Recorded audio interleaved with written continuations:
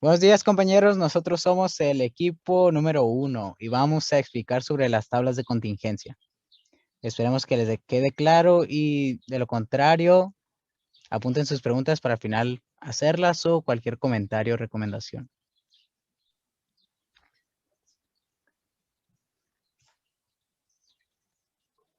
Vamos a dar inicio con el significado de la tabla de contingencia.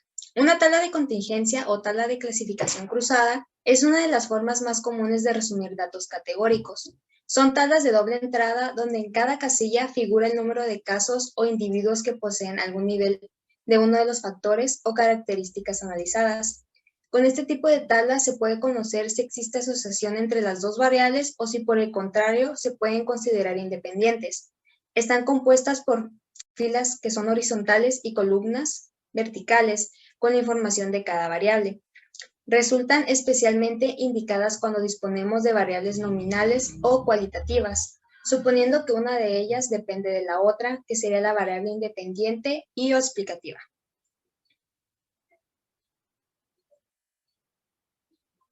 La tabla de contingencia generalmente se realiza en datos categóricos, es decir, que se puede dividir en grupos mutuamente excluyentes.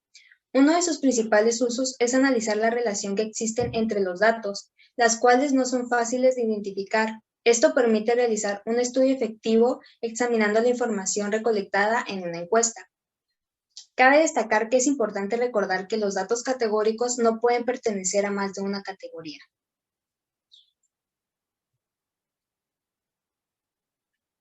Hay 4 ventajas principales al usar la tabla de contingencia. La primera sería que facilita la lectura de los datos recolectados, ya que permite agruparlos cuando aún se encuentran sin procesar, lo que disminuye el margen de error al realizar un informe de investigación. La segunda sería que gracias a la tabla de contingencia es posible realizar gráficas que permitan visualizar la información fácilmente para su comprensión. La tercera es que las tablas ofrecen resultados claros y precisos que permiten tomar mejores decisiones y crear estrategias basadas en datos. Y la cuarta es que, a diferencia de otros métodos estadísticos de análisis de datos, las tablas de contingencia permiten ahorrar tiempo durante la correlación de variables. Ok, objetivos. El principal objetivo es organizar la información contenida en un experimento cuando ésta es de carácter bidimensional, es decir, cuando está referida a dos factores, que son variables cualitativas. Esto da paso al segundo objetivo, que es analizar la existencia de alguna relación de dependencia o de independencia entre los niveles de las variables cualitativas como objeto de estudio. Es importante recordar que el hecho de que dos variables sean dependientes significa que los valores de una de ellas están influidos por la modalidad o nivel que adopte la otra.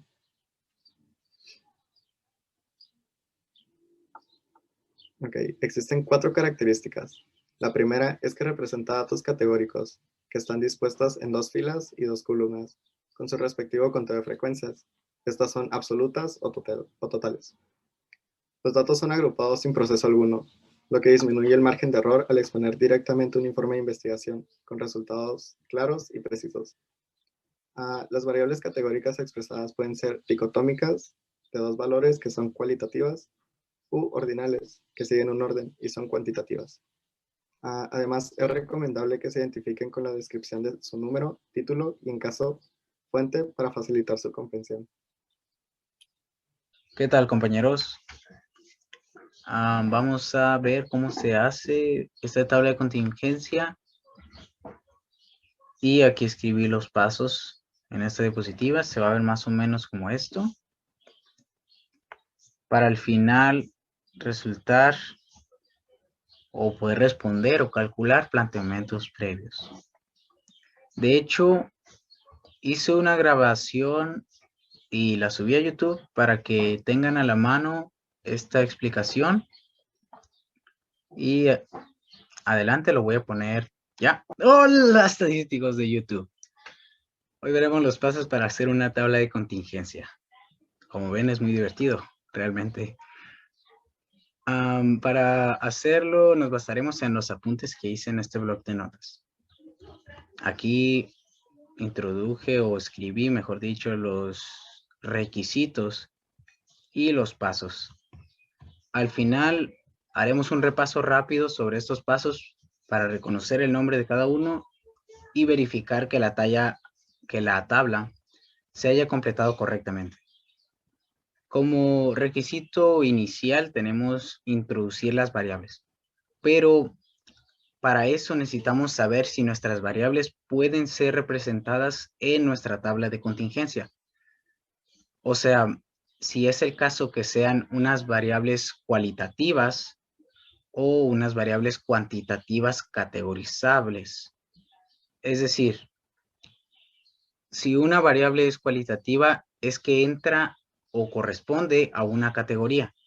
Y si una variable es cuantitativa, es la respuesta de un número.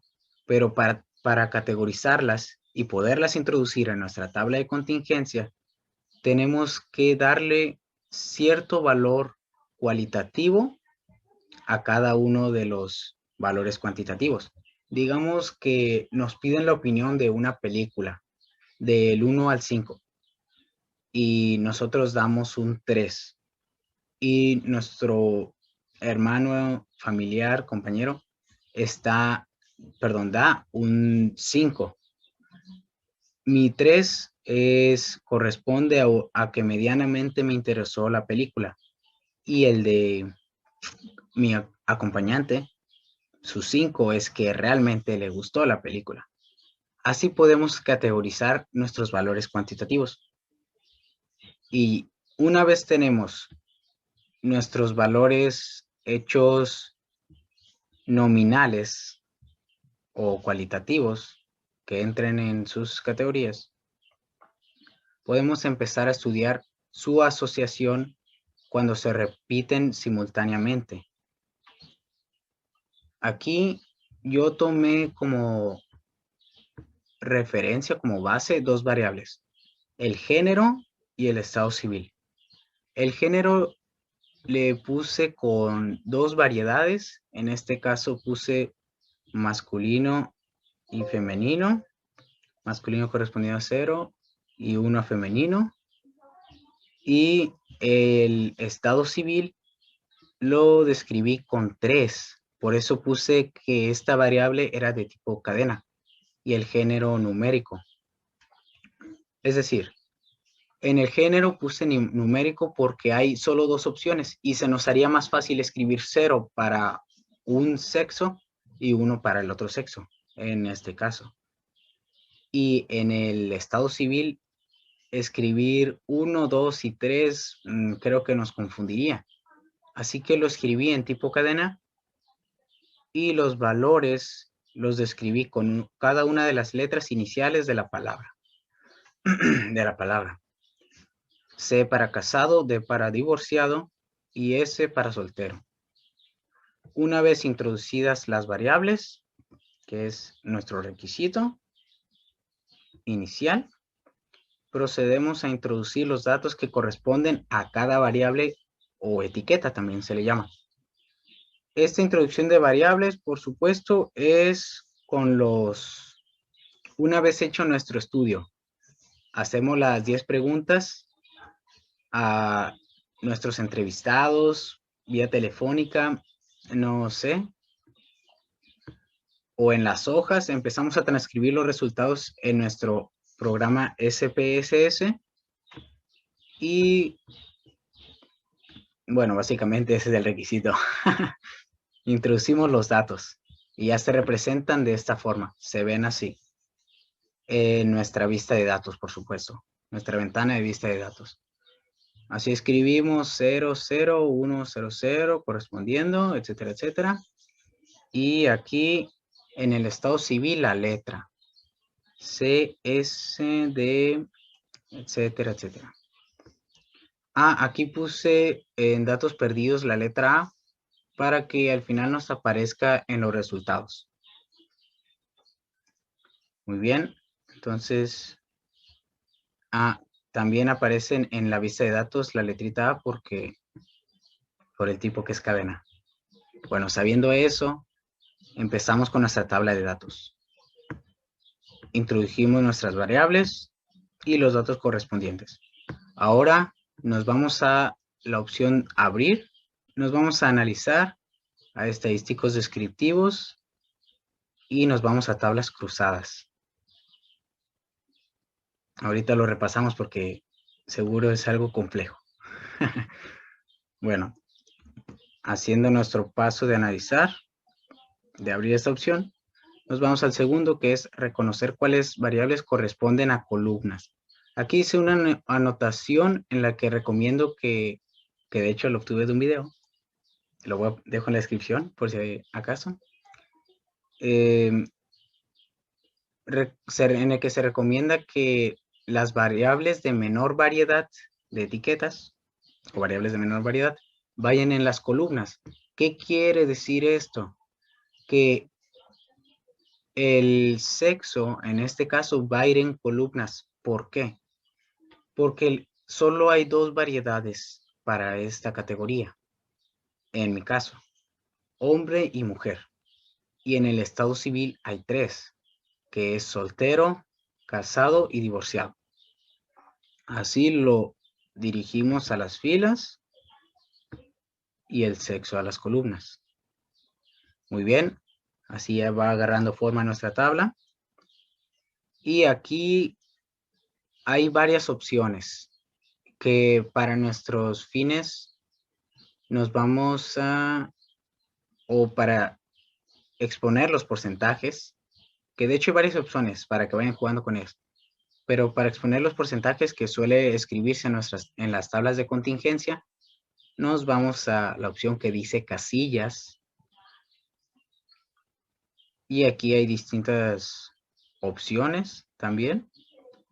Y en los porcentajes, para que sean mostrados,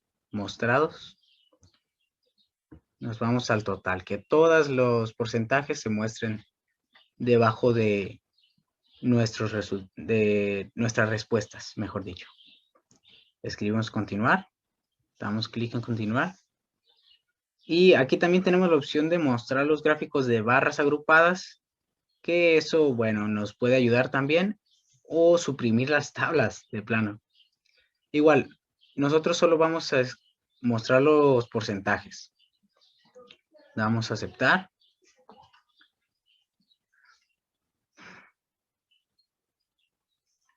Esperamos que cargue. Y aquí se muestran nuestros resultados. Aquí está el título de lo que estamos haciendo, tablas cruzadas. Aquí está la ruta de donde se obtienen los datos. Aquí esta tabla está antes de nuestra tabla de contingencia porque nos da los datos válidos y el porcentaje de casos perdidos también aquí lo muestra.